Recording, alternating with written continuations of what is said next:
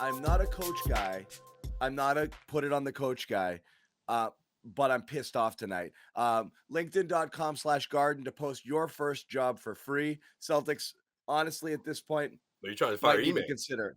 Might You're need to trying to fire consider. Ime. Oh, But wow. Oh, are you? Is so You're this there official call? already? Is this never do official this. calling of the coach? I never do this. Wow. I'm annoyed tonight because of multiple things. This is not, it's so easy to do the whole Ime's going to grab those guys and tell them what to do. That doesn't work. They're grown men. If they don't want to listen to a coach, they're not going to listen to a coach. They didn't listen to Brad. They're not listening to Ime. It's in their DNA. So play different freaking people. Okay? You cannot have two bigs who can't shoot on the court at the same time, or Schroeder and Smart on the court at the same time when you need shots to fall and you have Jason Tatum as your primary ball handler. Because what happens? You're swinging it to those guys who are taking open shots that you don't want them to take because they're not freaking shooters. So you can't do that. You can't have that as your lineup. It can't be. It was insane. Like, yes, they did this to themselves. They are the ones who, devolved back into iso ball, started chucking threes, didn't get anything going to the basket because that's what they do. Late in that game, I have no idea what lineups Ime was running out there. I just blew my freaking mind. Yeah, look, I'm with you on that. Okay, not completely. I'm not ready to fire the guy, but at the same time, I'm not at all. I'm not ready either. I just got really annoyed but because this is yeah, this is smash your head against a wall sort of stuff. Like, what are we doing here? yeah. I think some of it you could put it on him, but at the same time, look at this roster. We've been talking about this all season. Like, Yes, they don't it's have imperfect. shooters. They don't You're have right. shooters. Their best shooters are bigs, right? You're Was right. it Al, Grant Williams technically, or Jabari? Like, that's the thing about this team. So I can't fault Ime with sticking with that lineup because they were working their asses off. I mean, he started the fourth quarter with that starting lineup, which I thought was telling in itself, right? Like, I don't trust my bench. I'm sticking with you guys. Don't make me regret this. But having no bench, Josue, on a night, not using your bench at all on the second night of a back-to-back. I mean, what are we doing? Yeah, that's the thing. But that's the thing. Like, if you want to talk about the fourth quarter, I'm not gonna point the finger at him and say like, oh man, you should have had Romeo out there and Neesmith. No. But to your point, yeah, I mean, throughout the course of the first three quarters, you could have given guys some rest there. But I also don't think he anticipated for them to blow that lead so fast, or not blow it all together. But man, the Knicks hung around the entire second half pretty much. So Josue, I am going to point the finger at him, and I am going to put him on blast about that because he should have done better. He's been an NBA player, an NBA assistant coach, and now a head coach long enough to know that on a back-to-back on the road, you got to dig a little bit deeper than your core group. You have to. And on a night where you were making, and and here's the thing, you were leaning on the one thing that you know damn well has been, frankly, your Achilles heel, and that's your shot making. You know, as quickly as the law of averages always catches up to this team on a night in, night out basis. If they're making shots in the first and second quarter, you know damn well more likely than not those shots aren't going to fall in the third and fourth. This was a night where you're bringing a guy like Sam Hauser when shots were falling, bringing a guy who needs to have an environment where guys are making shots because he hasn't been as good a shot maker as we know he's capable of doing. This would have been a perfect night to throw him out there for 2, 3, 4 minutes at a point where you're making shots. Everyone is making shots. That stuff is contagious. I'm telling you. We've seen it happen like that. And when you get a guy like that or Neesmith or whoever starting to make shots, feeling better about themselves, this game becomes a lot easier for them. It becomes a lot easier for you. So I absolutely 100% put this one on Ime. Yeah, absolutely. So let me say real quick. Does that mean I want him to be fired? No, it doesn't mean I want him to be fired. Me neither.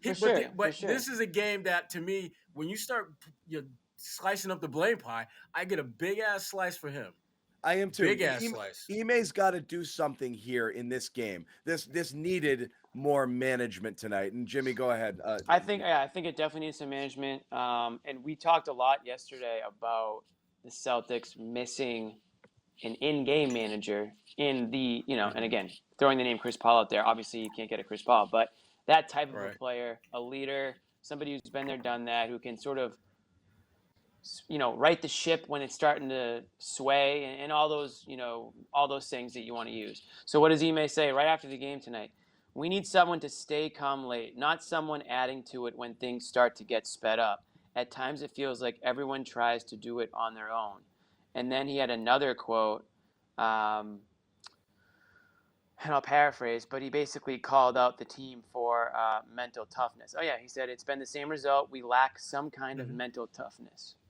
So, Yeah. again, and we joke about Groundhog Day, but, I mean, he goes out and basically says it. You know, they're losing the same ways. I mean, he's literally saying the same thing that we're talking about. Yeah. Right, but in my opinion, also, talking Sherrod, you have to remember that this starting five doesn't have a whole lot of reps together, right? They're almost never completely healthy. But Joe Sway, we can say that, but you know what? In that fourth quarter, going into that fourth quarter, you had enough of a cushion. You had enough of a good offensive approach. I mean, shit, you got guys, scoring threes that we haven't seen from the starting five pretty much all season long. And I know. you roll with those guys. I understand. I don't mind that. But again, you have to recognize at this point, like, it's endemic at this point. It's a fourth quarter problem, regardless who's on the floor. So you can't, this lineup without without shooters and without anybody who can do anything other than ISO and take jack threes or take contested twos, a group of people that don't find a way to get easy buckets for one another, the offense is going to stagnate and defenses are going to tighten up in the fourth quarter in close games. And you can't keep running that lineup out there. It simply doesn't work. Like, it doesn't work. Schroeder Smart doesn't work. It doesn't work late in those games. It's bad. It really doesn't work. And the double big lineup doesn't work when you need offense. It doesn't work. So you have to stop. You got to stop. Right, and we talk about it's a crutch. Jalen, Tatum, those guys weren't shooting well. They didn't have a good shooting night. It doesn't matter. Schroeder, that's more of a reason to go away from them, because if Schroeder's hitting the last couple of minutes, Schroeder and Smart, that can't be you can't close out games that way. That's all I'm saying is I like Schroeder coming in for instant offense with those second units, but when we're going too often with that double big or the double point guard lineup, which really limits what you can do offensively because you don't have enough shooters. So even when you do what Ime wants and swing the ball around, you have no one to swing it to. It doesn't go to the right people. So it doesn't work. It doesn't work. And when we talk about Groundhog Day, not only are we talking about the lineups and we're talking about the players, but we're also talking about the decision making by Ime. I mean, it seems that every single game we see when Tatum and Brown are healthy, Tatum is going to play more minutes than Brown. And to me, I would love to see them flip that fourth quarter switch where you got Brown on the floor early, not Tatum. Have Tatum come in with maybe 4 minutes to play and see how do something to shake things up. I mean, why is Marcus Smart taking 6 threes and Jaylen Brown taking 1 total shot? I don't get it. He just had 50 points. Ime should save all his timeouts and call them every 90 seconds in the fourth quarter. Guys, every 2 possessions. Guys, what are we doing? Let's not do this. Yet, pull a Popovich and call one within the first 20 seconds of the game when you realize your team is not ready. I mean, they weren't ready in the first 20, though. They weren't ready in the last 20. They had a great start to this game. He's got to get a better pulse for those guys when they're losing it before they lose it. He has to. This goes back to this year. Would scream at Brad because he'd watch these leads dwindle and would be like, call timeout. Why won't this guy call a freaking timeout? I'm not saying that was the case tonight. But still, you saw the way that the Knicks chipped away in a big way in that third quarter. Well, they had a hot end in the second quarter, and then they carried that momentum right into the third quarter. I don't know if Ime made one single adjustment at halftime. But this is where you have to, that's where Ime has to come in, Jimmy. 7 points. Yeah, right. That's what I'm saying. Yeah, that's where coaching definitely comes in. And I've been, I also haven't really been that critical of Ime. But to come out like right after the game and be like, oh, it's mental toughness and this, that, and the other thing. It's like, you can use all the buzzwords you want, buddy, but at the end of the day, like, you had this win. Draw up the plays, create the mismatches, get to the line, do whatever you have to do to win this game. I mean, at some point you're criticizing yourself if you're calling the team mentally weak. I mean, you're the coach of this team. I mean, a lot of what coaching has to do, a lot of what coaching is not just X's and O's. It's getting the team mentally prepared for going into Madison Square Garden, one of the most hostile environments, the best place to play maybe in the world playing basketball. I would say it is the best place to play basketball in the world. Getting these guys' minds in the right place. I queued up some Ime. Here's Ime talking about the loss after the game. wasn't about the last play again. It was everything leading up to it. And we need some leadership, somebody that can calm us down and not get rattled when everything starts to go a little south. And I think it's snowballs between our guys. And so step up, or do I have to stop all our momentum and pace and call a play? So that's what I said to him. And again, Sherrod, this is what we're saying Ime is supposed to do to calm things down, right? Oh yeah. I mean, I think that's part of his job, and particularly when you're at a point where we're damn near at the halfway point of the season, and it's pretty damn clear that what he's talking about, it ain't coming from your roster. It's Marcus Smart is not bringing that. Jason Tatum is not bringing that. Jaylen Brown is not bringing that. Al Horford is not bringing. None of those guys are bringing what you're talking about. So if your players aren't bringing that, guess what? You, the coach, have to put that into the game. You got to be the one, because my biggest issue. My biggest issue with Ime right now is that he it feels as though he's talking the talk, but he's not walking the walk. You talk about accountability, you're talking about leadership. Guess what? You need to be the change that you want to see. And it's at some point, sooner rather than later, he has to be that guy. What the hell did you say, Jimmy? That's a quote, man. That's the calm quote, right? But it's becoming like, again, I don't know. The change you want to be in the world, he said. He's just being. He's being I don't know, like he's just being an asshole. People following, how closely. Your point is absolutely correct. Sherrod's getting ready to spaz. You're like, wait, what did you just say, Jimmy? Hold on, what's going on? Take away what he said. What the hell you say? Am I the butt of this joke? But I'm pissed. We are approaching. We're approaching kind of out of touch zone with Ime. Like, a lot of people, if you're an NFL fan, and Giants fans, losing their minds this year over Joe Judge. Joe Judge goes and gives a press conference at the end of the year, about like scorched earth. Yeah, we are doing, and we're in the right direction, and the heart in this room, and everyone's like, "What are you talking about?" Like, dude, you're gone. Like none of this is happening. You're like, and you're supposed to fix it. Like, we're looking at you, buddy. Right. But there's a lot of commenters. A lot of commenters have the right of this.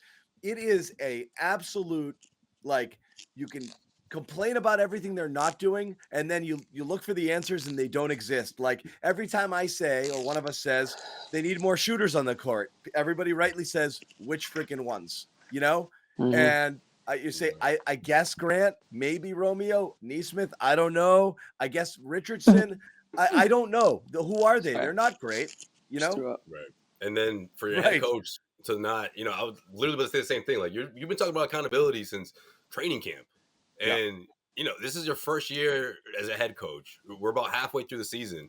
And I'm really surprised for him to say that. Like, we need a leader. Like, that should be you. Like, you, like, first impressions mean a lot, but we're still sort of in that first impression phase. And I don't like that. I don't like to hear that from the Celtics head coach, where they're supposed to be turning for the better, right? At this point, playing under 500 teams for this next stretch of games, and you got another loss here. Like, yeah, I'm shocked he said that. I'm really surprised. Oh, it almost feels like they expect to lose, or they're waiting to blow the game. And like, when you start to feel that way, then you start to lose 25-point leads, and you lose down late in the game because you're beating yourself. It's like a self-fulfilled prophecy almost, if that's how you're approaching these games. And that's why, like, when Ime says, like, oh, we're mentally weak, it's like, dude, that's where you're supposed to come in, man. Like, that's the last thing you want coaching isn't just 48 minutes. Yeah. Okay. It's way more than that. And like, I'm sure he knows that, but it's like, when you say that about your own team, like,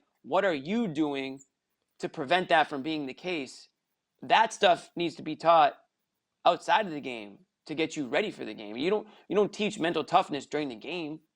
I mean, that's already in you before the game starts. So what are you doing in between games to get your guys ready, to get them prepared? Preparation is a big part of success. Can I? I'm just reading an Ime quote here. Talk about what we were talking about with Smart and Schroeder on the court. What else did he say, John? Damn it. He was just asked outright. This is a little bit of a word salad. There's a little word salad answer. So you tell me if this makes sense. It's a lot of basketball words, so the question was just outright, why'd you have Smart and Schroeder out there? while with Tatum as the primary ball That handler. sounds like a which is what- Corrales question, but go ahead. Yeah, it is, which is what I was screaming about earlier. It's like Tatum's handling the ball, so you don't have you have your best shooter with the ball trying to set up non-shooters. It's counterintuitive. I think half the world realized it, but Ime didn't. So, we're watching this late. That's why I started the show screaming about this. So he's asked about it, and he goes, "Yeah, the set we were really running tonight, we have several different options out of where Jason handles, and we slip out and play on the second side. If we don't have anything with the guy in the corner, which was JB or Dennis, we go back to get JT into another step up. So Marcus hit some big shots there, but it's really the play design to not just go isolation with Jason, have several options out of it, and cause some confusion." You definitely confused. They looked confused.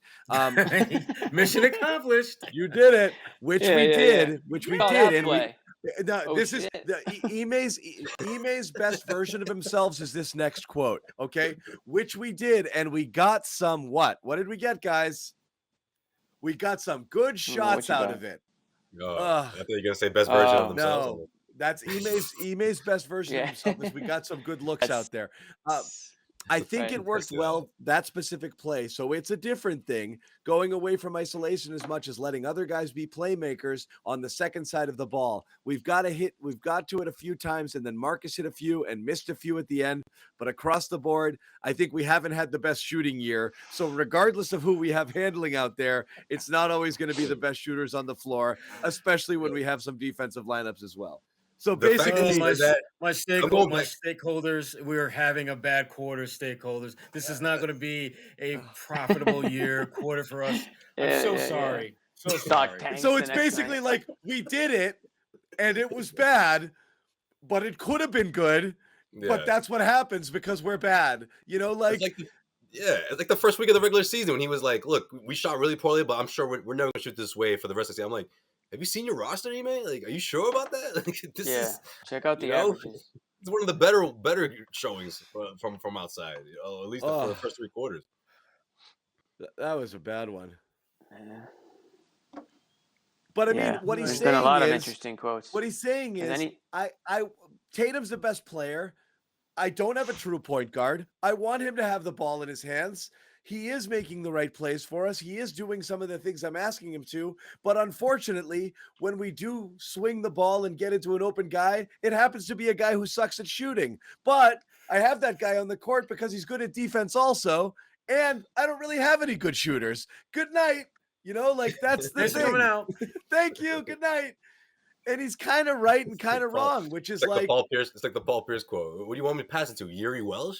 let's bring in our man, the real Bob Bobby. Manning. I am just in awe that this audience, and I'm grouping everybody together generally, I'm going to do that. They wanted Brad throwing chairs, screaming, calling guys out, ripping guys off the floor, and you have the probably most semblance of that among coaches today. And you're mad that he's calling out the team? Well, are fans mad they calling out the team? Good See ya, night, Bobby. Bobby Manning, everybody. Wow. Hey, Thanks for he coming out. got he got his point out. He's got his point out. Like, get him He back got in here. his Get him point. back here.